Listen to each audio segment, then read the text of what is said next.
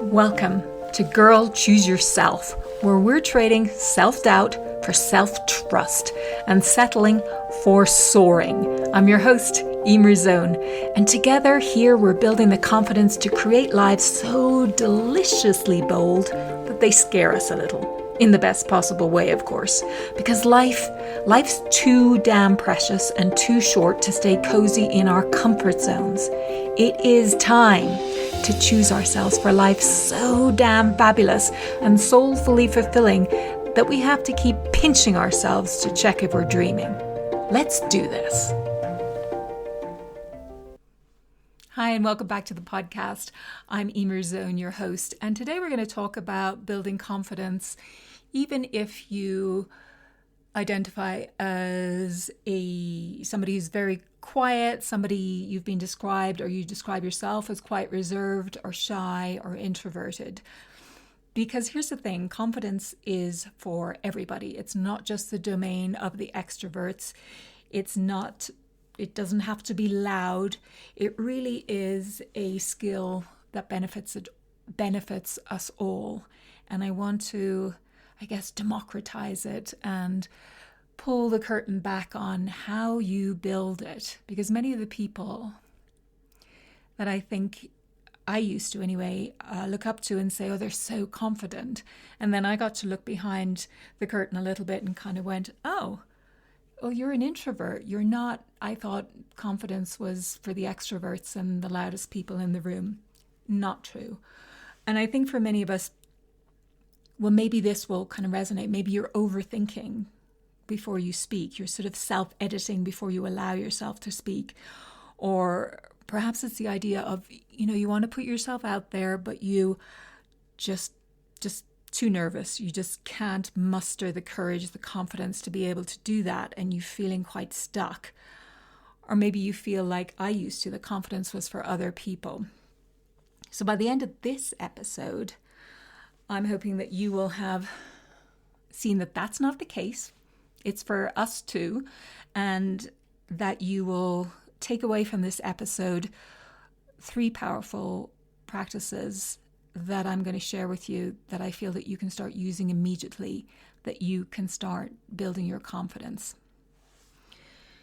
So really the research is on our side, my fellow introverts and ambiverts. That's a new term I'm hearing a lot, and it seems to be that mid territory between extrovert and introvert, where you do quite well in large groups, but you just maybe need a little bit longer to recharge, and you really like that downtime and the quieter time and smaller conversations or smaller group settings as well.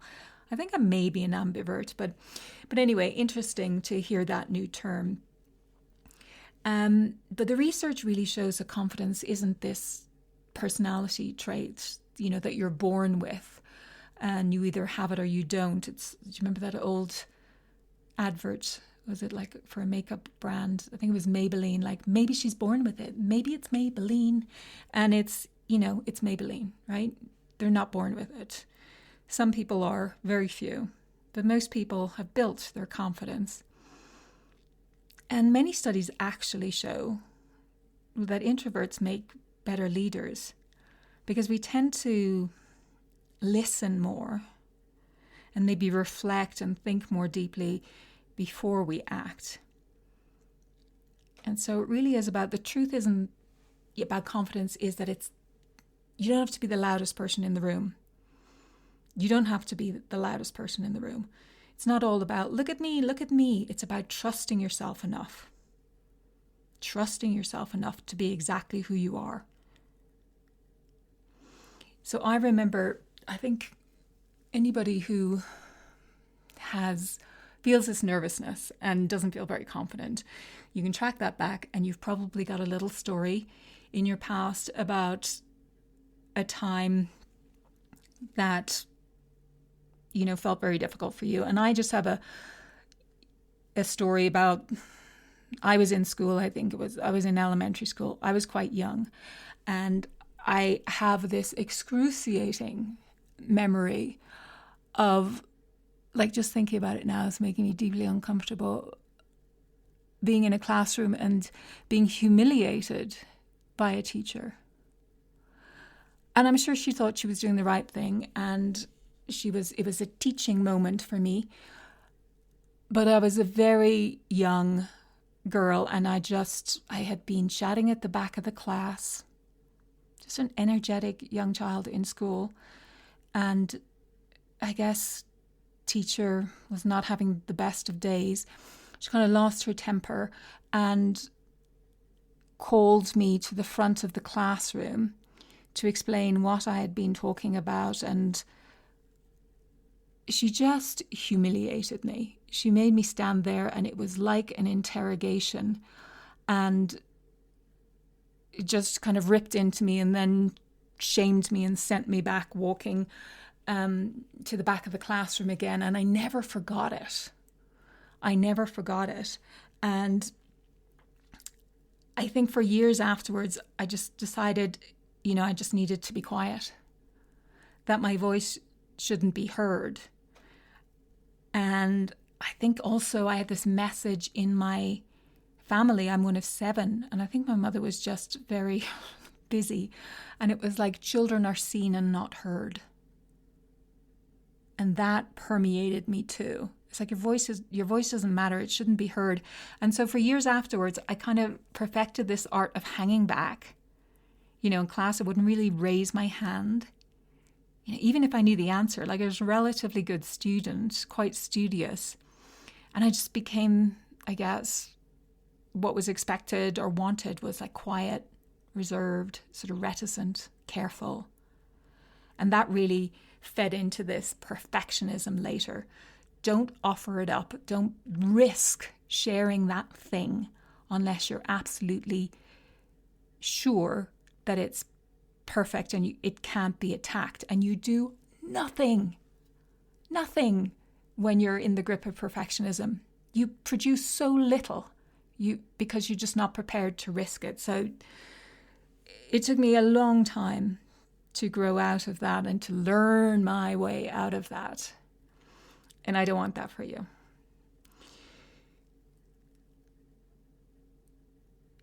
Everybody wants to be confident. What is it? It's like we feel confidence presence, we know when we're feeling it, and we definitely feel its absence, And by the way, just a side note here, when I was kind of looking at some data on this, preparing to record this podcast episode, and I was looking through some old notes, and there's like these fascinating correlations between confidence and really positive outcomes. Like confidence apparently predicts how well you'll cope if your company goes through a reorg. Lots of that happening. Predicts how many interviews and job offers you'll receive on a job search. That's kind of helpful. It predicts this is weird, this one. It predicts how quickly you'll return to work, or I guess your normal life, after a car crash causing an orthopedic injury. Bloody hell, really? My bones get, I heal quicker if I'm more confident. And it predicts your performance in sport. I kind of believe that one. I definitely believe that one. We've seen that. I love tennis. And if you're ever watching a tennis match and you see somebody who's just losing it, they begin to unravel. And then there's the person who can, really keep their focus and keep their belief. It's very powerful. And confidence really lifts our mood.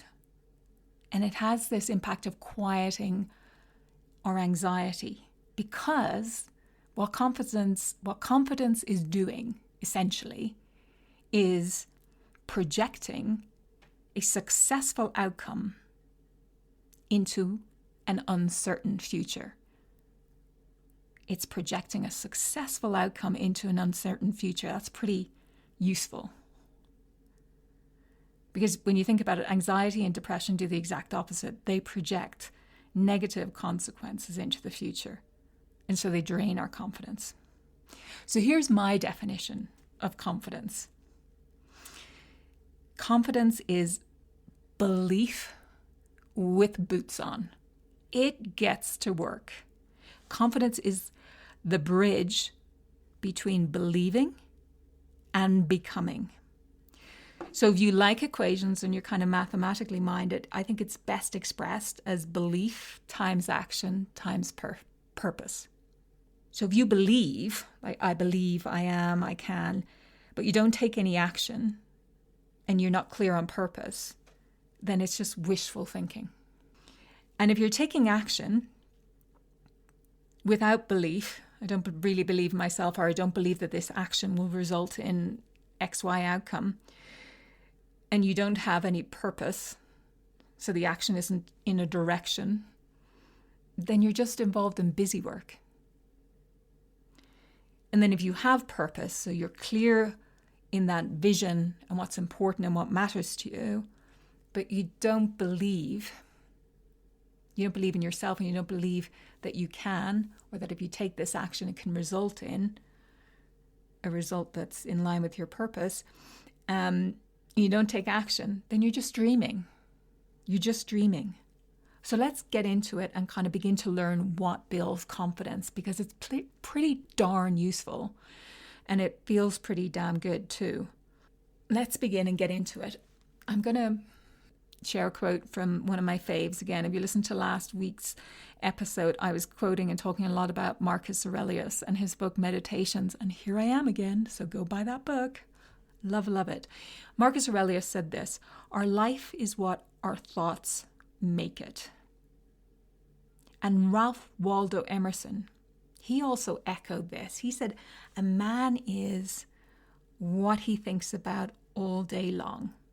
Let's change that a little. A woman is what she thinks about all day long. I'll get a little bit sick about all the quotes being men. So a woman is what she thinks about all day long.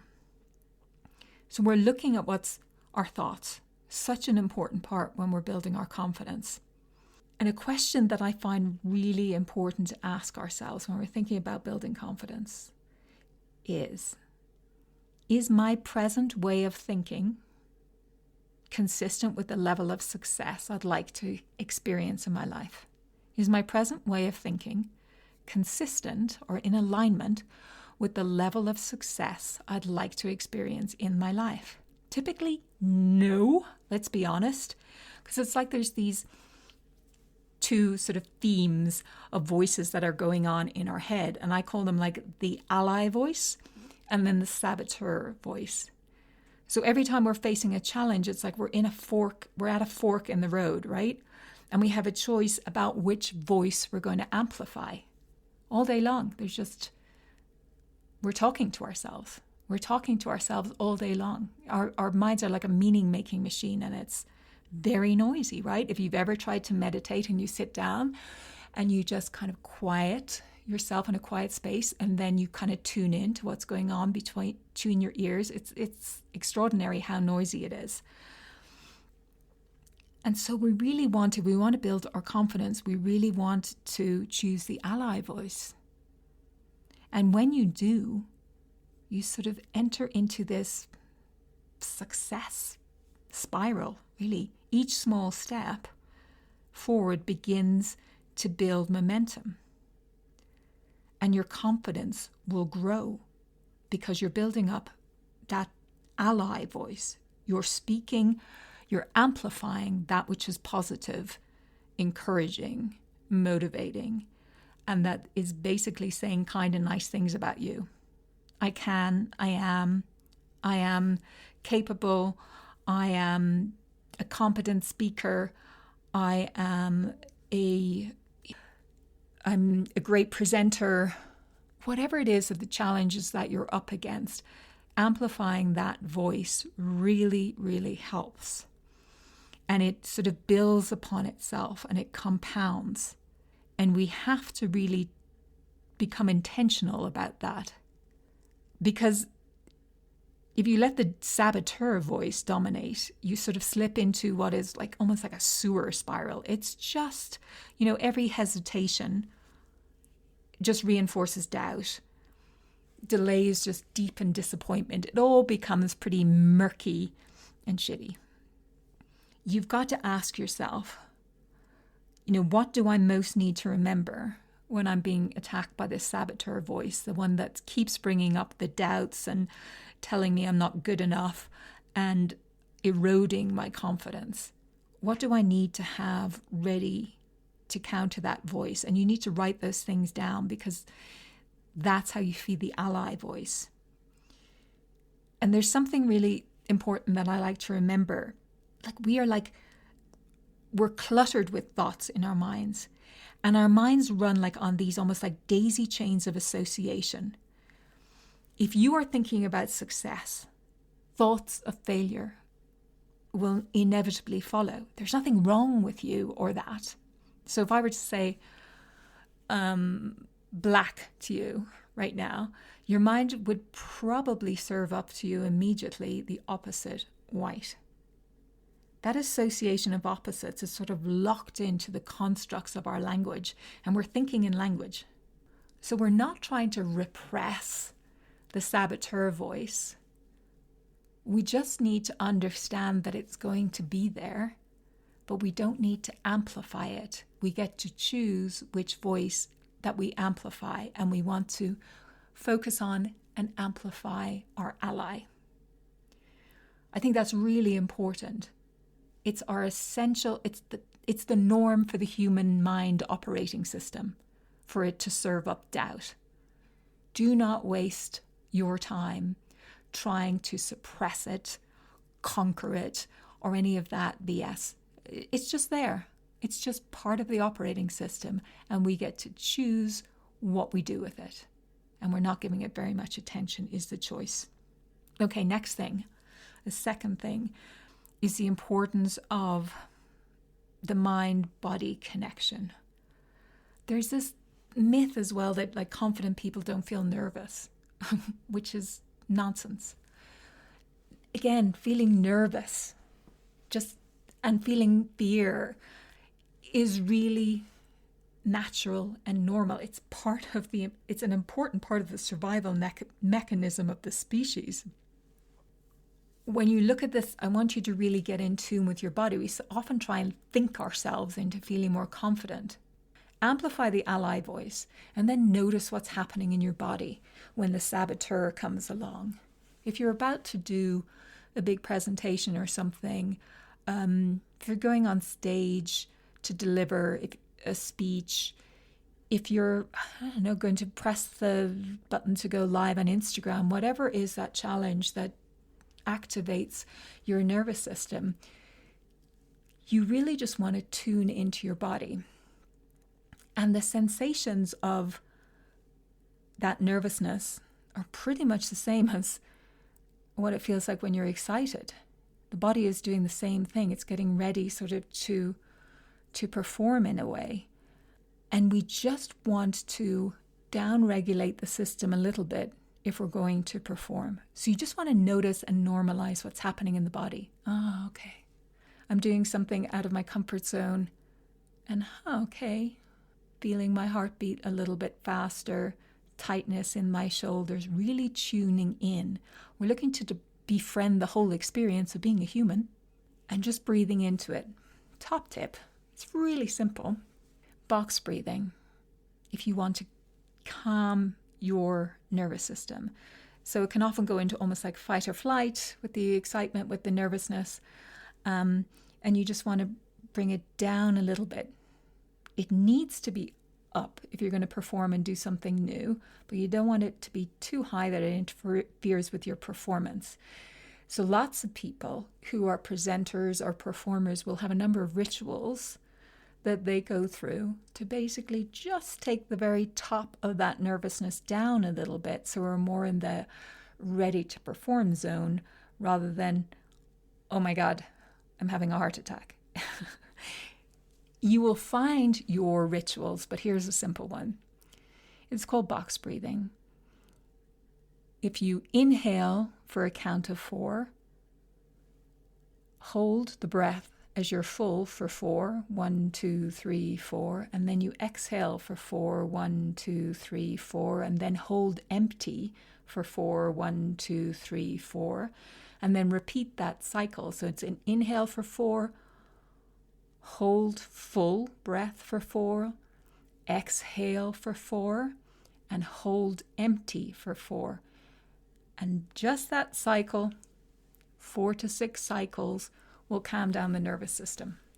People use these small little rituals to prepare themselves. So it's really important to just tune into the body. Your body isn't betraying you.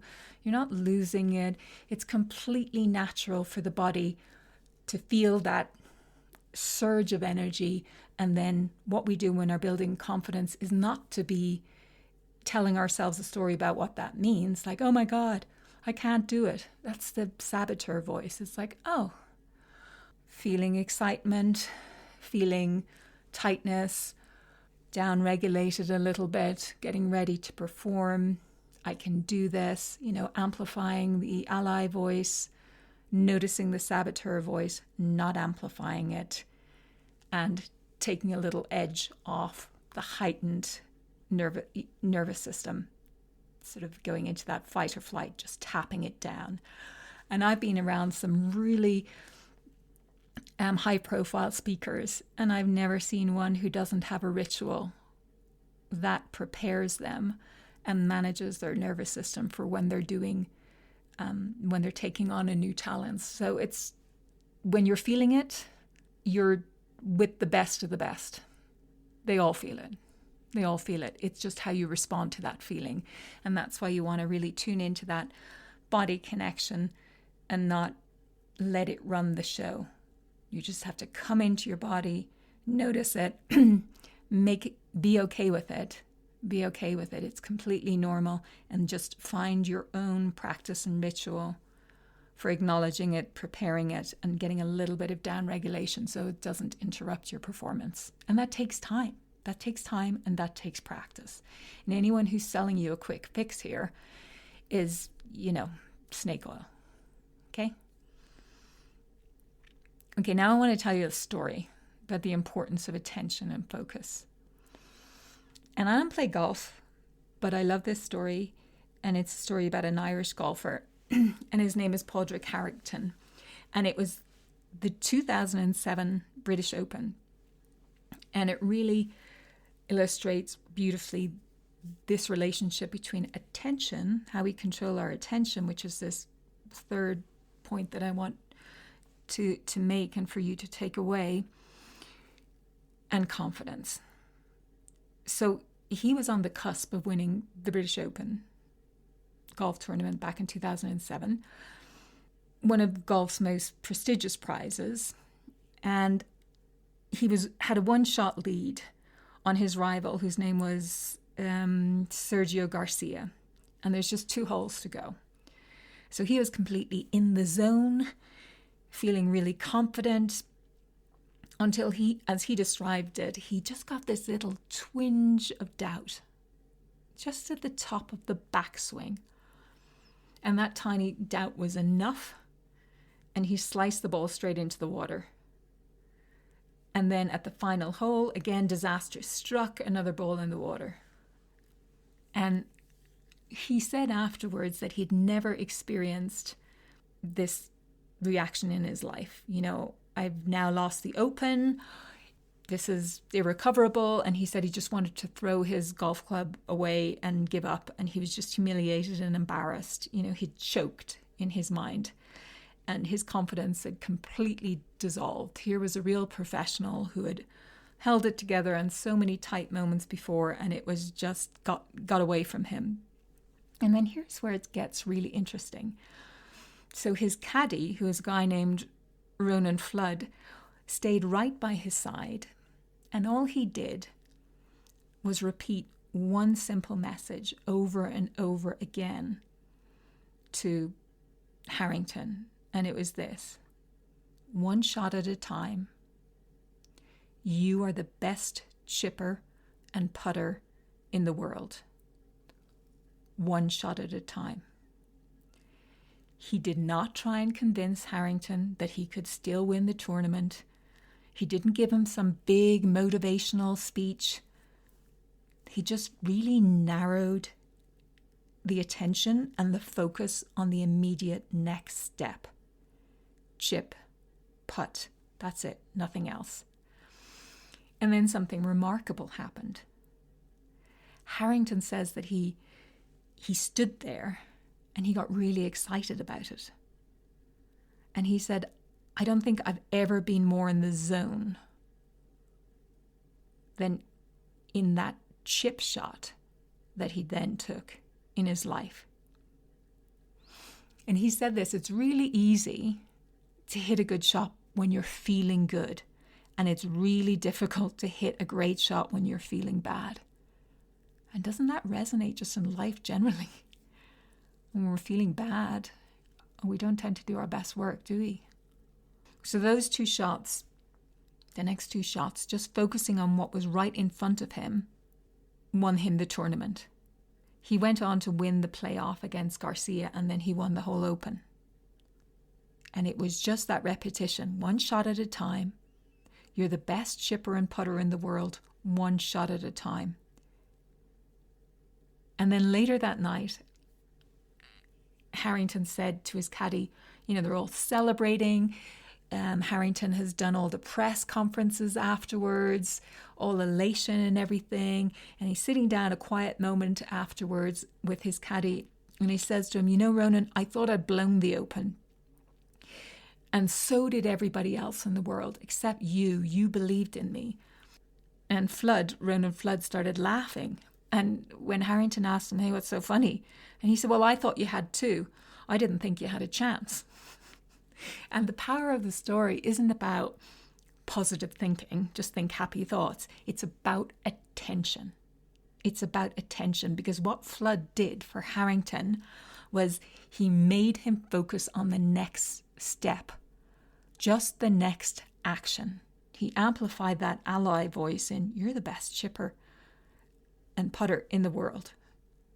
Just take the next shot. He really narrowed down what he needed to focus on. And then he was able to do what he needed to do. He didn't try and build his confidence in winning, like you can win, you can do anything. He built his confidence in the next step. That's the really important thing. So as an introvert, if you're shy, you're reserved and you're thinking, it's very easy for any,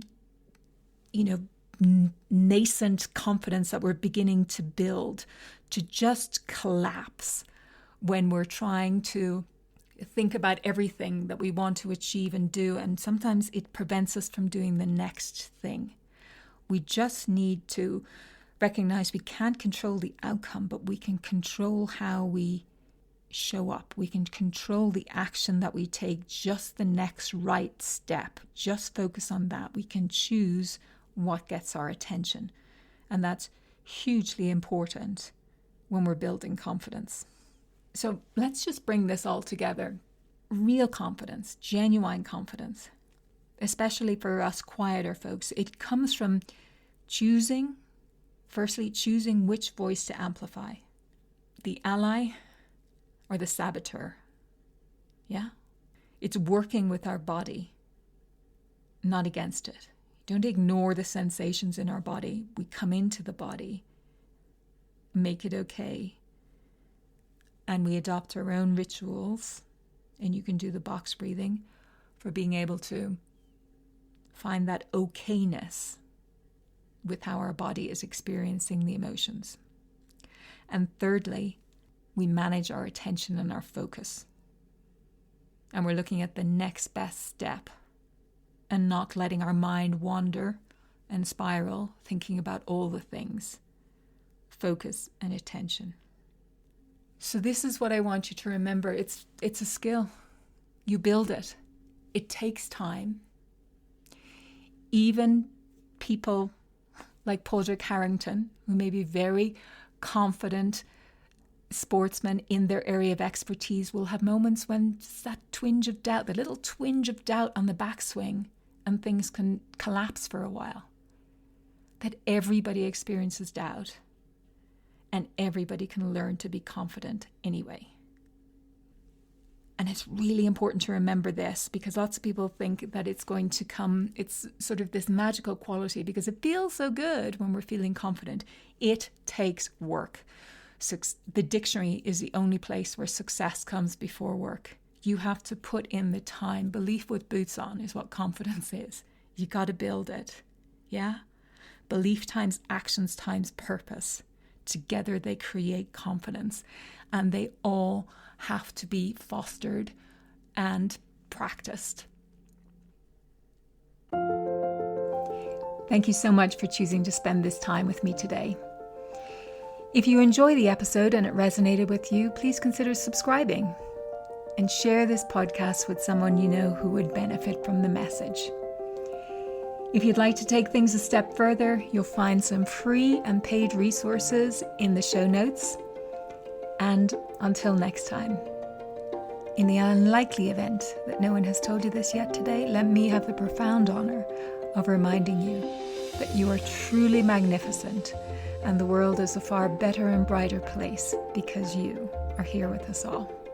See you next time.